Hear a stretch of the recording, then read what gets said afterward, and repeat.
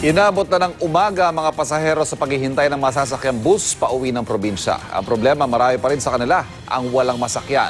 Mula sa EDSA Cubao sa Quezon City, narito ang unang balita ni Jay Sabale. Jay. Ivan, dagsa pa rin nga ang mga pasero sa iba't ibang bus terminal, partikular dito sa may parte ng EDSA Cubao. Ito yung mga kapuso natin, no?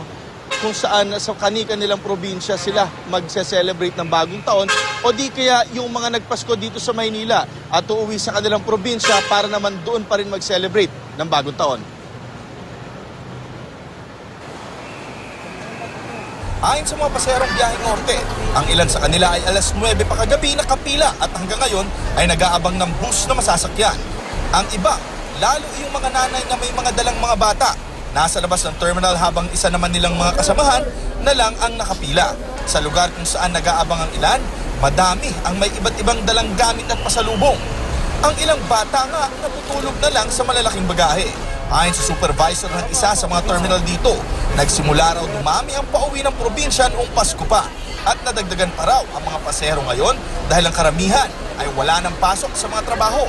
Sa kanilang datos, mula kahapon hanggang ngayong umaga, nasa 10,000 na raw ang sumakay sa kanila. Dagdag pahirap naman daw ang mabigat na daloy ng trapiko sa Balintawak simula pa kagabi. Kaya ang resulta raw, natatagalan ang mga bus na parating sana ng terminal habang lalo namang naiipon ang mga nag-aabang ng mga pasahero. Gano'ng kahirap sumakay ngayon? Sobrang hirap po. Ano nakaraang taon? Mas mahirap po ngayon kaysa nung nakaraan ako po. Bakit? Ano bang super? Parang mas marami po yung tao ngayon. Mahirap ngayon kasi dahil pasahero. Ayun, alas 3 pa kami kanina. Alas 10 kami, ngayon alas 3 na, hindi pa kami nakasakay. Taon-taon itong nangyayari ng ganito eh. Kaya ito, preparado na namin to kasama ang management namin. Bago dumating tong bagong taon at saka Pasko, pinaghandaan na namin to eh. Siguro hanggang 31 ng hapon.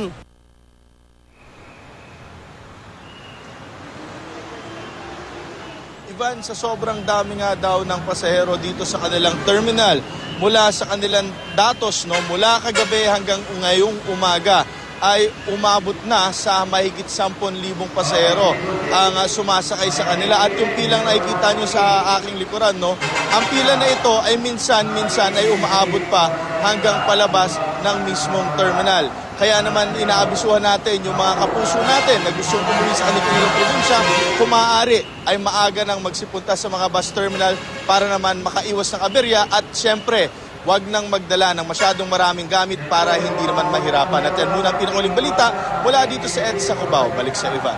Jay, ang sitwasyon na yan, ang sinasabi, dahil lang sa delay, hindi dahil kulang yung mga bus. Tama ba, Jay?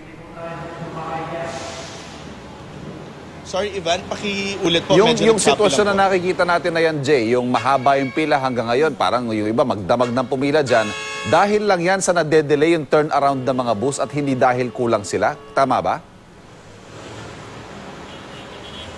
Tama yun, Ivan. No? Ayon yun sa may terminal supervisor na nakausap natin kanina. No? Ito yung epekto ng traffic na idinulot naman noong doon nga sa mga vendors, doon sa may Balintawak area. Dahil nga nagsispill over yung traffic noon hanggang sa may NLEX, kaya naman nade-delay yung mga bus na dapat sana ay nakapunta na rito at nakapag-pick up na rin ng mga pasahero. Ivan? So kung delay lang, ibig sabihin, makakauwi naman yung mga kababayan natin. Medyo madedelay lang ng konti. Maraming salamat sa iyo, Jay Sabale.